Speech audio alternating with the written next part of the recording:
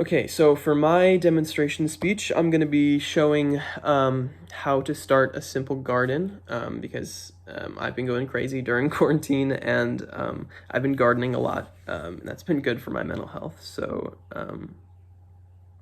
yeah, I'm going to demonstrate how to start a little garden. So you're going to need to gather some materials. You need to, we ordered seeds online for the different things that we wanted to grow. You can go to a store and get seeds or whatever. So right here I have eggplant seeds, so gather seeds, some type of container to grow the seeds in, and then some potting mix. So you're going to want to put about 1 inch of potting mix in your container.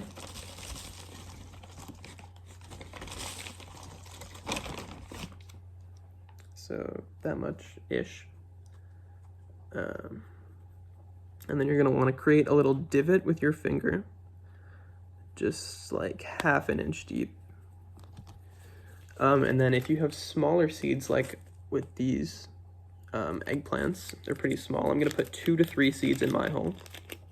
But if you're planting something bigger, like green beans, you're probably only gonna wanna put 1 in each hole.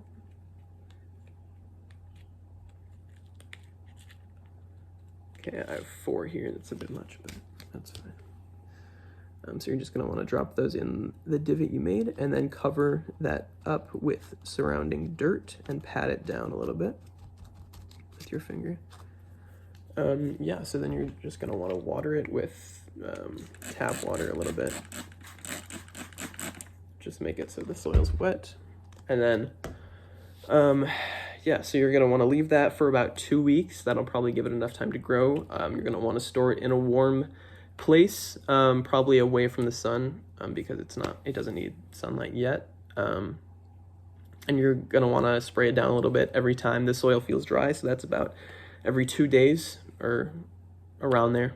And if you do all these steps correctly, then anywhere from 75 to 90% of your seeds will germinate. It usually says on the seed package, so for these eggplants, it says 80% of them germinate. If you do everything correctly. So then I have a couple other plants that I've already planted.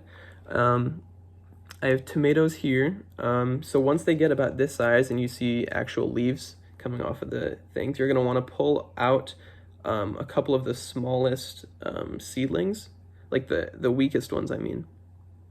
So you can give the bigger ones the soil to grow. So I'm going to take out most of these here, leaving 4, taking out 5. Because they just need more space to be able to grow and get stronger, and get deeper roots.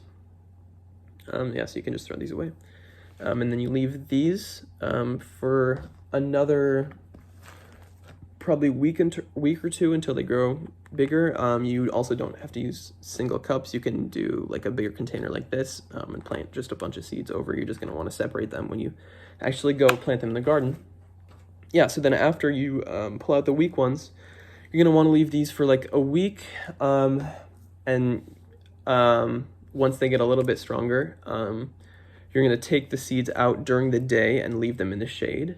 And then bring them in at night, because at night it gets cold and they might freeze over and just die because they're still pretty weak. But you want to leave them outside during the day in the shade so they get used to a little bit of sunlight and a little bit of wind, and they can get used to living outside, because that's eventually where you're going to want to leave them.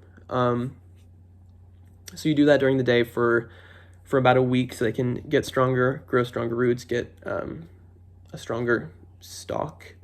And then eventually, after about a week of that, your seedlings should be strong enough to be planted outside. And I'll attach a picture of the seedlings that I have in my garden so far.